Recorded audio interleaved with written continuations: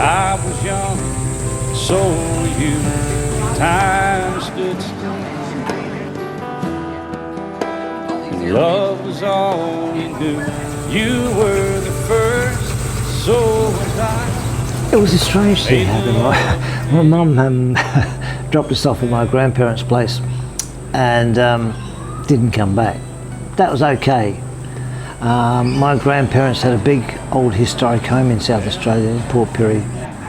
So yeah, for them just to hold us together was lovely, because they were going to send us out and foster us off. My grandma said, no, that's just not going to happen. So luckily enough, she held us together. So for that, I'm forever grateful, yeah. My grandma acquired a doll collection as well, quite a large one, so I helped her set that up. That was interesting as well. I love my grandma dearly. I missed her, but she taught me a lot too, you know, just life, yeah. What sort of influence did your granddad have on you? Tremendous. I think, yeah, I said a little bit before, it was a bit sad that we got dropped off at my grandparents, but my grandpa was so good. You know, just taught us respect. Came together, fell apart. And there were other lessons Craig learned from his granddad that would forever be a part of his life. They started collecting and filled the house with a lot of antiques. A lot of it was still there in the back sheds that got restored and put back into the house, so it was lovely to see that. And I'd go with my pop to the auctions and see him bid on things and why he bought what he did and the whole thing. So that's the collecting side of things. I find it fascinating. You know, what would happen in town, if he had to be at one auction, he'd send me to the other one and get me to bid on stuff. And you know, I was only 8 or 9 or 10, I suppose, at the time, and they let me bid without a problem, and I did. So yeah, I started young, and I was quite good at it. I love doing it, yeah. Craig has never stopped dabbling in auctions, but it's his love of pedal cars that has seen him put together a collection dating back to the early war years. Where did you find this one, Craig? I bought 3 in a group lot for about $260. This one was pretty cool. Crash Wagon, Triang, 50s. So this was the one that got you started? Yeah, it got me started, yeah, for sure. And once I found out I could do that and I enjoyed doing it, off I went. Did you have one of these pedal cars as a kid growing up? No, Rob, didn't have the money for that. No. However, there was a kid around the corner who had a pedal car, and it seems he was happy to let the other kids have a turn now and again. When it was my turn, as I said, I just loved it. Every minute of it, I was smiling. You know, you couldn't just take it off me. Can you remember the kid who had the billy car? Yeah, good friend of mine. He was a good friend of mine. As I say, they lived at a few streets over and a little bit better off, but he was quite willing to share, which I loved. Yeah, it always fascinated me back then. I thought to myself, I'm going to own one of those one day. And yeah, it come around to the fact that I have, yeah. I just had a billy cart that I made out of pram wheels, a couple of slats of board.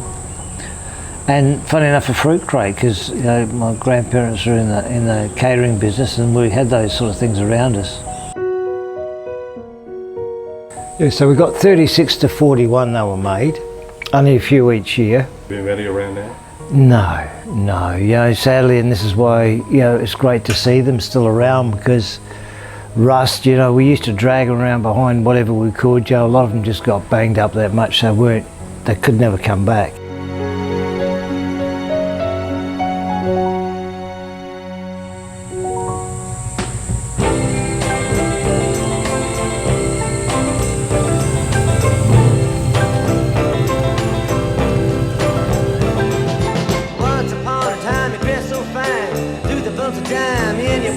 You know, it's my little getaway from the world. It's my little haven. I get down here and I'll bang away at a hammer with one and fix one up, or do this or do that. I have a great interest in them. The Austin pedal car he's working on now is a favourite just about everywhere. It was advertised and it was sitting on a couple of old painting trestles that look so cool. Pretty special car, made in England. The early cars were made out of the same gauge steel a real car would have been, a real Austin. Yeah, all in all, it's going to come out a lovely, lovely car. We're better than the Silverstone circuit, even if they are only driving pedal cars. The special thing about these Austin J40s is the kids' car race, held each year at the Goodwood Revival, West Sussex in the UK. This Junior Grand Prix is open to boys and girls between the ages of 6 and 8. They're all good But sports. to be in the race, you need one of these pedal cars. Craig has two of them. I didn't realise this was the same car. Yeah, You've got two of them. yeah. Yeah, wow. And this one's an early one as well, because it's got a stamp in the back of it. I was at an auction and there you go. Sitting there, and not many people knew or really wanted it. So, and lucky enough it's another numbered car, so an early car. Here we go then, heading towards the chicane. Little guys racing down a track like they would have done 30, 40 years ago. You know, it's just a great sight. It's created a big thing. People are trying to get these to restore them to be in the race. So if someone wanted to race this, would you sell it? No, Rob, no. They're hard to come by. I've had this car for a fair while now. It's only now that I just get to restore it. And there we go.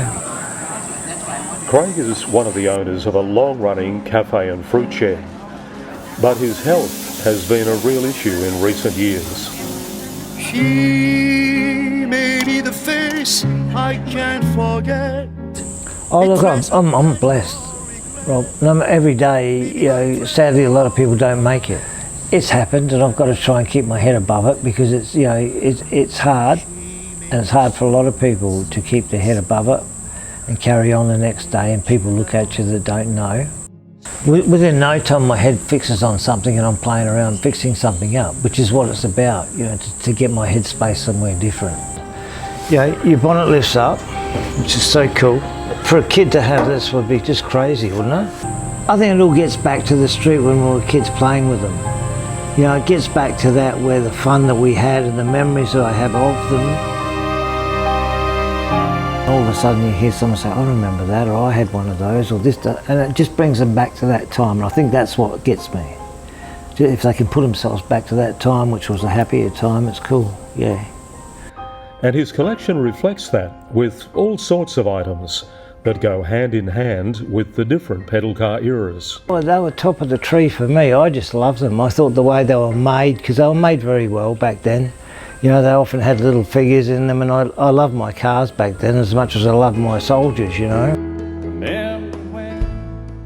Sometimes, Rob, I'd swap about 3 of my good ones to get one. I started collecting them to where I've got, yeah, a good 100 or so now, which is pretty cool. One, to collect them is a big job. You know, I've been all over Australia pretty much getting these things. So, you know, to pick through all them, and sometimes when you buy something you like, there's 3 other things that come with it, so you're dragging that home. So I go and sell that at swap meets again. Really chasing pedal cars anymore. I've acquired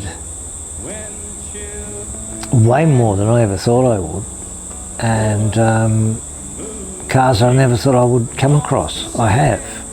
So I'll still buy one, but it'll be something special, yeah, something different. What do you reckon you pop and Grandma would say if they walked in here now? Yeah, they'd be pretty proud, I think. They'd be pretty proud. I didn't do it to be accolades or anything, but they'd look around and they'd say, yeah, you got it, you worked it out, yeah. Remember when